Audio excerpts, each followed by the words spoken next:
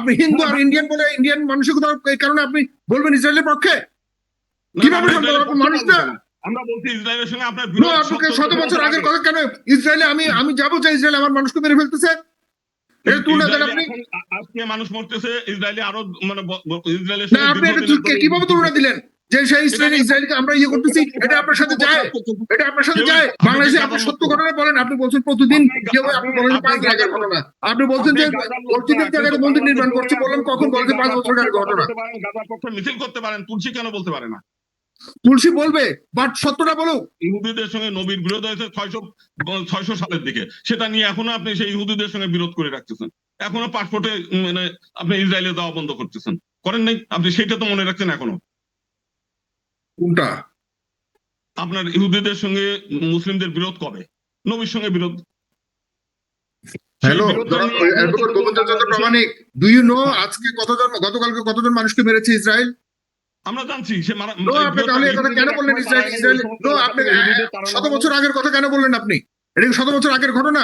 গতকালকে রোজাদার মানুষকে মেরে ফেলেছে, না এখন চলছে, তাই এটার সাথে প্রতিবাদ করবো না? এই ইসরায়েলি মানুষ যাবে যে ইসরায়েল মানুষকে মেরে ফেলতেছে, আপনার শত শত মানুষকে মারছে, আপনি হিন্দু আর ইন্ডিয়ান বলে ইন্ডিয়ান মানসিকতা এই কারণে আপনি বলবেন ইসরায়েলের পক্ষে? কিভাবে সম্ভব? আপনি মানুষ না? আমরা বলছি ইসরায়েলের সঙ্গে আপনার আপনাকে 100 বছর আগের কথা কেন ইসরায়েলে আমি যাবো যে ইসরায়েল আমার মানুষকে মেরে ফেলতেছে? এটা তুলনা দেন আপনি। আজকে মানুষ মরতেছে, ইসরায়েলি আরো মানে ইসরায়েলের না, আপনি এটা কিভাবে তুলনা দিলেন যে সেই ইসরায়েলকে আমরা ইয়ে করতেছি? এটা আপনার সাথে যায়? এটা আপনার সাথে যায়? তুলসী গ্যাবার্ড বাংলাদেশের সংখ্যালঘুদের উপর নির্যাতন করতেছে, আর আপনি বলছেন যে 5 বছর আগের ঘটনা এখন আজকে তুলনা দিচ্ছেন, এর জন্য তুলসী গ্যাবার্ড কথা বলতে পারে। আপনিও যেমন ওই গাজার নিয়ে কথা বলতে পারেন, তো তুলসী কেন বলতে পারবেন? আপনিও তো বাংলাদেশি হয়ে বলতেছেন, গাজার কথা বলতেছেন না আপনি? বাংলাদেশে আপনি সত্য ঘটনা বলেন, আপনি বলছেন প্রতিদিন কেউ, আপনি বলেন 5 জায়গার ঘটনা, আপনি বলছেন যে মসজিদের জায়গায় মন্দির নির্মাণ করছে, বলেন কখন? বলছে 5 বছর আগের ঘটনা। গাজার পক্ষে মিছিল করতে পারেন, তুলসী কেন বলতে পারে না? ইন্ডিয়াতে কি হচ্ছে এখন? মুসলিমদের উপর মুসলিমদেরকে যে মেরে ফেলছে, আপনি বলেন যে আরো কত শো বছর আগে কখন নিয়ে গেছে, এই কারণে মুসলিমদেরকে মেরে ফেললে আজকে হয় এটা? ভারতের বিরুদ্ধেও বলে। শুনেন, ঠিক আছে, আপনি বলেন তার মানে আপনি ওই বছর 100 বছর আগের ঘটনার কারণে এখন মুসলিমদেরকে প্যালেস্টাইনিতে মারবে আর ইন্ডিয়াতে মুসলিমদেরকে মারবে, এটা আপনার? আমরা কোনো মারার কথা বলিনি, আপনি উদাহরণ দিচ্ছেন তাই উদাহরণের কথা বলছি। উদাহরণ মুসলিমদেরকে মারা হচ্ছে, আপনি কি সমর্থন করেন? আপনি সমর্থন করেন কিনা? আপনি সমর্থন করেন কিনা মুসলিমদেরকে মারা হচ্ছে? আপনি সমর্থন করেন কিনা? এই রোজার মাসে পবিত্র মাসে আপনি তো সমর্থন করেন? আপনি সমর্থন করেন? কেন ভারতকে কেন? আপনি তুলসী কিনেন বাংলাদেশে আনতেছেন, আর আমার পার্শ্ববর্তী দেশ ভারতকে আনবেন না? আপনি উদাহরণ দিচ্ছেন যে আমি ইসরায়েলে কেন যাচ্ছি, ইসরায়েলে যাওয়ার ভিসা কেন নিষিদ্ধ করতেছে, এটাকে আপনি বলতেছেন উদাহরণে যে এটা কেন করছে বাংলাদেশ? আপনি তুলসীর অধিকার নিয়ে যখন কথা বলছেন তখন ভারতের প্রসঙ্গ তো আপনিই আনতেছেন। ভারতের প্রসঙ্গ আমি আনবো না? আপনি বলছেন তুলসী বলছে ঠিক আছে, তুলসী মার্কিনের নাগরিক, বাংলাদেশে কথা বলছে সেটার জন্য ঠিক আছে, আর আমি ভারত নিয়ে কথা বলতে পারবো না? তো আপনি যখন কথা বলতেছেন তো আমরাও তো কথা বলতে পারি। হ্যাঁ, আপনি দুটা বিষয় এখন বর্তমানে চলতেছে। আপনি বলতেছেন, আমি আপনাকে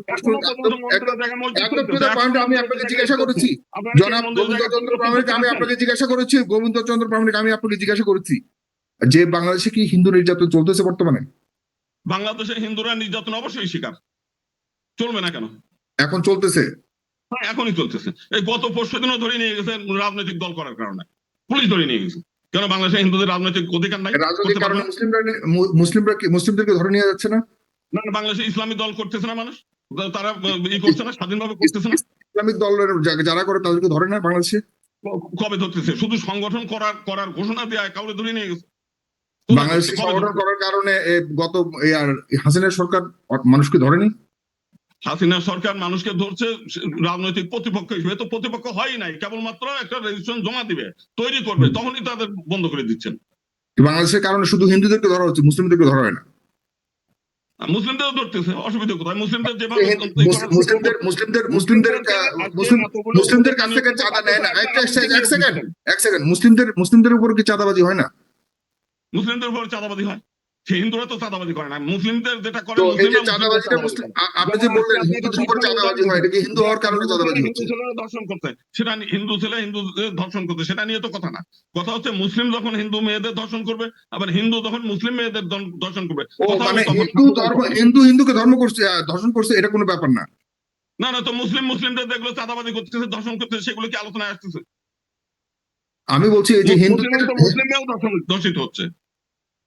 আমি ওটার কথা হচ্ছে না? বলছি না, আমি ওটার কথা বলছি না। আপনার যে এই যে যখন সাম্প্রদায়িক কিছু আসতেছে, তখন বিষয়টা কিভাবে হবে? এই যে কদিন আগে যে 3 দিন আগে একজন হিন্দু মেয়েকে ধর্ষণ করার পর তার বাবাকে আমি পর্যন্ত তো মেরে ঠিক ফেলা কথাই হচ্ছে। বললাম, হ্যাঁ, আমি তো এটা ঠিক এটা কথাই বলছি।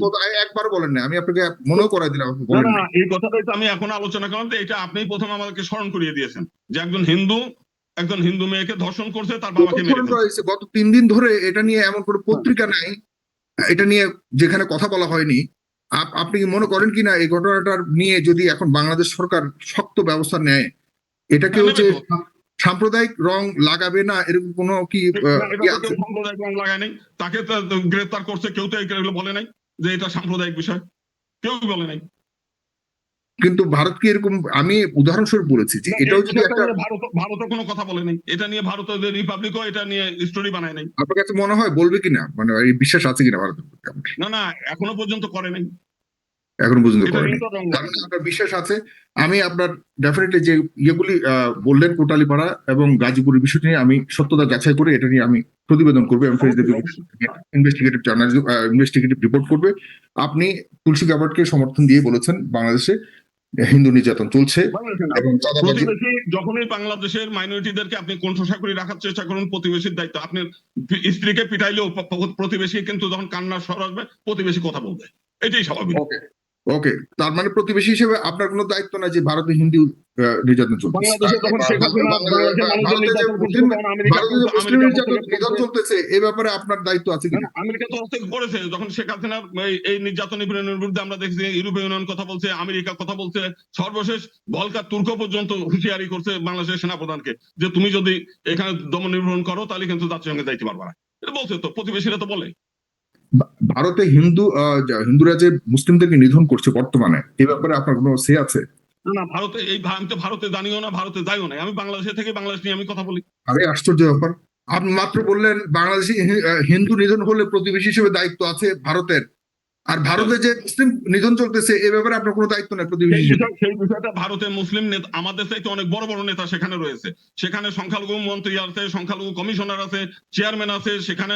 মানে অন্তত আপনি বলতে চাচ্ছেন ভারতে যেটা হচ্ছে এটা নিয়ে বাংলাদেশ বলার কোনো এখতিয়ার নাই, কোনো ওখানে যে পরিমাণ নেতা আছে, আমাদের চাইতে অনেক বড় বড় নেতা, সেই পার্লামেন্টে চিৎকার করে কথা বলার মতো লোক আছে। এমন না যে তারা ভাগা।